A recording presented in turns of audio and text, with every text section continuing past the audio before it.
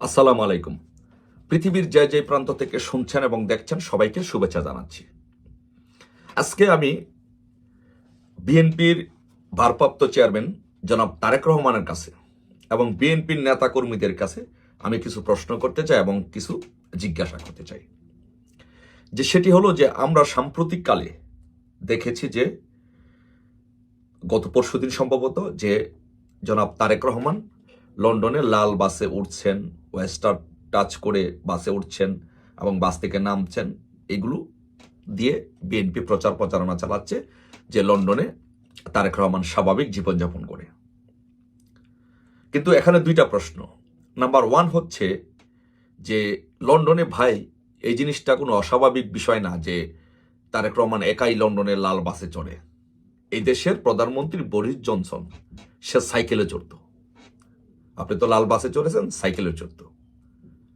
So এটা কোনো অস্বাভাবিক বিষয় না। আর দ্বিতীয় কথা হচ্ছে আপনি যে বাসটিতে চড়েছেন সেই বাসটিতে কিন্তু আমরা তো সচরাচর বাসে চড়ি এবং দীর্ঘদিন যাবৎ লন্ডনে থাকি। আমরা দেখেছি যে এই বাসে সাধারণত যে এটি পাবলিক বাস, এই বাসের মধ্যে অনেক যাত্রী থাকে। সো আমি খুব ভালো করে দেখার চেষ্টা করলাম, এই যে আপনাদের সুবিধার্থে আমি এই বাসটার উনি যে উঠেছে এটা চিত্রটাও দিলাম। দেখেন এই বাসে কি কোনো যাত্রী আছে? বাসে কোনো যাত্রী নাই। তার মানে কি এই বাসটি হয়তোবা ভাড়া করা হয়েছে বা বাসটিতে উনি একাই যাত্রী ছিলেন।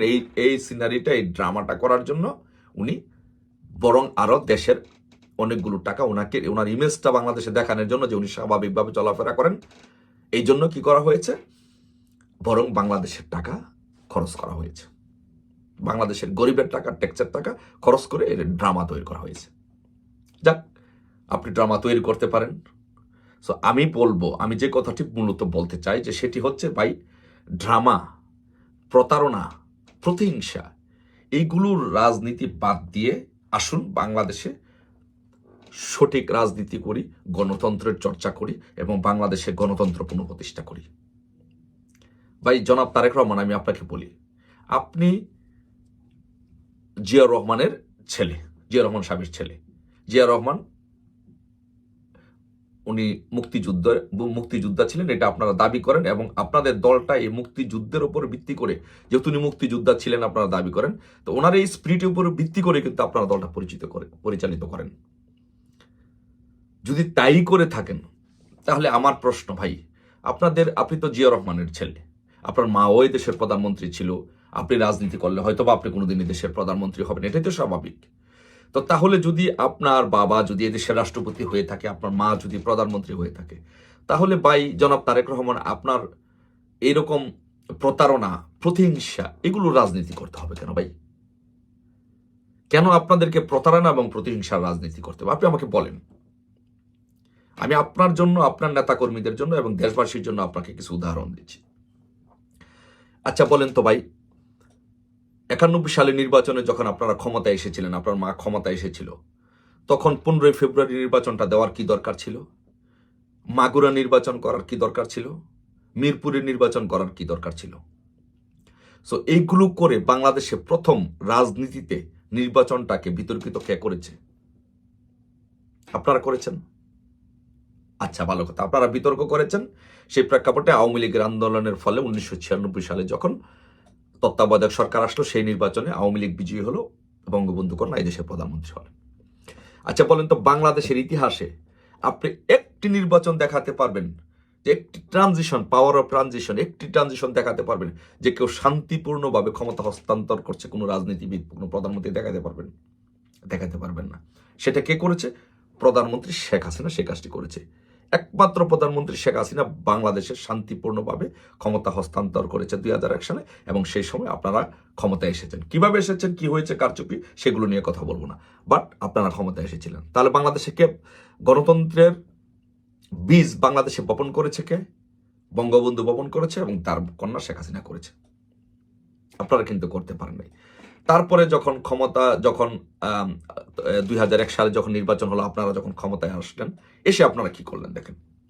বাংলাদেশে আপনারা বাংলাদেশে প্রতিহিংসা এবং প্রতারণার রাজনীতিটা কিন্তু ভাই আপনারা চালু করেছেন। সো আপনারা যেটা করলেন 2001 সালে ক্ষমতা আসার পরে আপনারা দুইটা কাজ করেছেন। এক হচ্ছে আওয়ামী লীগকে নিঃশেষ করার জন্য আওয়ামী লীগের নেতাকর্মীদেরকে একদম স্ট্রিম রুলার চালিয়ে নির্যাতন করেছেন। আর দ্বিতীয় যে কাজটি করেছেন সেটি হচ্ছে যে 21শে আগস্টে গ্রেনেড হামলা করে বঙ্গবন্ধু কন্যাকে সরিয়ে দেওয়ার জন্য আপনারা গ্রেনেড হামলা করে আপনি সেই গ্রেনেড হামলা মামলার আসামি। আপনি 23 জন মানুষকে স্পট ডেড করেছেন, হত্যা করেছেন, এবং বঙ্গবন্ধু কন্যা সহ অসংখ্য মানুষ আজও মৃত্যুর সাথে পাঞ্জা লড়ছে।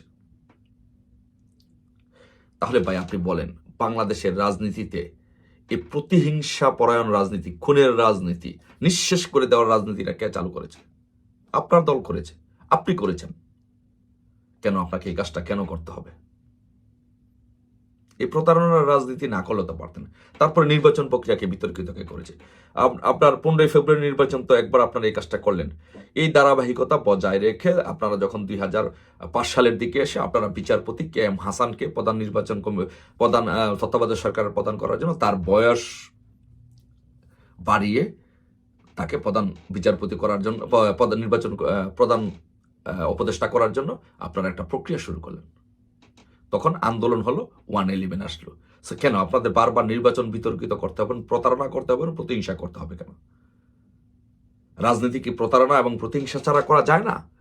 তাহলে বারবার বাংলাদেশে এই রাজনীতিতে এই প্রতিহিংসা পরায়ণ রাজনীতি কে করেছে? আপনি করেছেন। প্রতারণার রাজনীতি কে করছে? আপনি করছেন। আপনি জিয়াউর রহমানের ছেলে, আপনার এগুলো করতে হবে কেন? সর্বশেষ আপনি 5ই আগস্টে যখন ঘটনা ঘটলো, সেই ঘটনার পরে 32 নম্বর ভাঙ্গার জন্য বুলডেজার কে দিয়েছে? ইশাক সাহেব দিয়েছে। এটা সবাই জানে। বুলডেজার কে দিয়েছে? ইশাক সাহেব দিয়েছে। মিছিল নিয়ে কে গিয়েছে? বিএনপি লোকজন গিয়েছে। তাহলে আপনি এই প্রতিহিংসা রাজনীতিটা বাংলাদেশে কে চালু করলো? আপনারা চালু করলেন। বারবার প্রতিহিংসার রাজনীতিটা আপনারা চালু করলেন, এবং এর ফল কিন্তু আপনাদেরই ভোগ করতে হয়েছে। 21শে আগস্টে গ্রেনেড হামলা করে যখন শেখ হাসিনাকে মারতে চাইলেন, তখন আপনাদেরকে বোঝা উচিত ছিল যে একদিন এর ফল আপনাদেরকে ভোগ করতে হবে, এবং 16 বছর আপনারা এর ফল ভোগ করেছেন। এখন আপনারা কি করছেন? এখন বঙ্গবন্ধুর বাড়ি ভাঙার জন্য ইশাক বুলডোজার পাঠিয়েছে। এখন কি আপনি মনে করেন যে আওয়ামী লীগ যখন আবার ক্ষমতা আসবে, তোমরা আসবে? নট ফার ওয়ে ক্ষমতায় আসবে। তা আসলে আপনি কি মনে করবেন যে আপনার জিয়া রহমানের মাজার, ইশাকের বাবার কবর, আপনারা কি শান্তিতে থাকতে পারবেন? থাকতে পারবেন না তো। কারণ যারা ভিকটিম তারা এর প্রতিশোধ নিবে।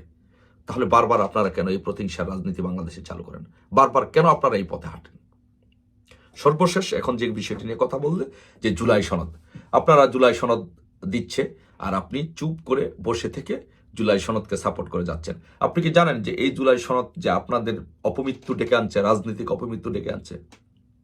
এই জুলাই সনদ আপনারা রাজি হওয়া, এগ্রি হওয়া, জুলাই সনদ দেওয়া মানে হচ্ছে বাংলাদেশে আপনাদের বিএনপির কফিনে শেষ পেরেক ঠুকে দেওয়া হলো। আপনি দেখেন, আমি তো বললাম আমি রাজনীতি করা মানুষ, ঢাকা বিশ্ববিদ্যালয়ের ঘাসের ওপর দিয়ে হেঁটে হেঁটে রাজনীতি করা মানুষ, রাজনীতিটা বুঝি, ভালোভাবে বুঝি। সো আপনাকে বলছি, আপনার মতো এয়ার কন্ডিশনে থেকে রাজনীতি করা মানুষ না, আপনাকে বলছি যে আপনি জুলাই সনদে স্বাক্ষর করা মানে হচ্ছে, জুলাই সনদ বাস্তবায়ন করতে দেওয়া মানে হচ্ছে আপনাদের রাজনৈতিক কফিনে শেষ পেরেকটা ঠুকে দেওয়া হলো। এর ফল আপনাদেরকে ভোগ করতে হবে। এবং আপনারা খুব শীঘ্রই, আমি 5ই আগস্টের পরেই ভিডিও বার্তায় বলেছি যে বিএনপিকে একমাত্র রক্ষা করতে পারে আওয়ামী লীগ। আপনারা বিশ্বাস করেন নাই, সেই দিনটা এসেছে। আপনাদেরকে রক্ষা করতে কে পারবে? একমাত্র বাংলাদেশে আওয়ামী লীগ রক্ষা করবে। যে এটি জুলাই সনদ না, এটি জুলাই মৃত্যু সনদ, এটি সন্ত্রাসী সনদ। সো আমি পজিটিভ রাজনীতিতে বিশ্বাস করি, সঠিক ধারা রাজনীতিতে বিশ্বাস করি। আমি বলবো যে আপনারা এগুলো না করে, এই নাটক না করে, নাটক কম করো প্রিয়, এগুলো বাদ দিয়ে বিএনপি ও তারেক রহমানকে নিয়ে গুরুত্বপূর্ণ প্রশ্ন করলে এবং উত্তর দিলেন সালাউদ্দিন। এবং সহমর্মিতার রাজনীতিতে, সহবাসের রাজনীতিতে বিশ্বাস করি। আসুন এসব কিসের জুলাই সনদ, কিসের মৃত্যু সনদ, কিসের সন্ত্রাসী সনদ, সব বাদ দিয়ে আসুন বাংলাদেশে আওয়ামী লীগ, বিএনপি আমরা একসাথে মিলে বাংলাদেশে গণতন্ত্র পুনঃপ্রতিষ্ঠিত করি, বাংলাদেশে একটি নির্বাচনের ব্যবস্থা করি, বাংলাদেশে গণতন্ত্রের ধারাবাহিকতা রক্ষা করি, বাংলাদেশের মানুষকে শান্তি দিই। এই প্রতিহিংসার রাজনীতি বাংলাদেশে দীর্ঘকাল চলতে পারে না, চলবে না। আপনাকে এর জন্য সবচেয়ে বেশি সাফার করতে হবে আপনাকে। 111 আপনি সাফার করেন নাই? 111 আপনার মা সাফার করে নাই? 111 তো আপনার মা জেলে ছিল। 111 তো আপনাকে আর্মি পিটিয়েছে, একদম ফ্যানের সাথে বেঁধে পিটিয়েছে। আপনি লন্ডন চলে আসছেন। আজকে কত বছর যাবত আপনি লন্ডনে আছেন? দীর্ঘদিন যাবত আপনি লন্ডনে আছেন। বাংলাদেশে যেতে পারছেন না কেন? কিসের বই আপনি যেতে পারছেন না? কারণ আপনি জানেন যে আপনি প্রতিহিংসার রাজনীতি করেন। আপনার বাবাও প্রতিহিংসার রাজনীতি করেছিল। এই প্রতিহিংসার রাজনীতি ছাড়েন, সঠিক দ্বারা রাজনীতি করেন।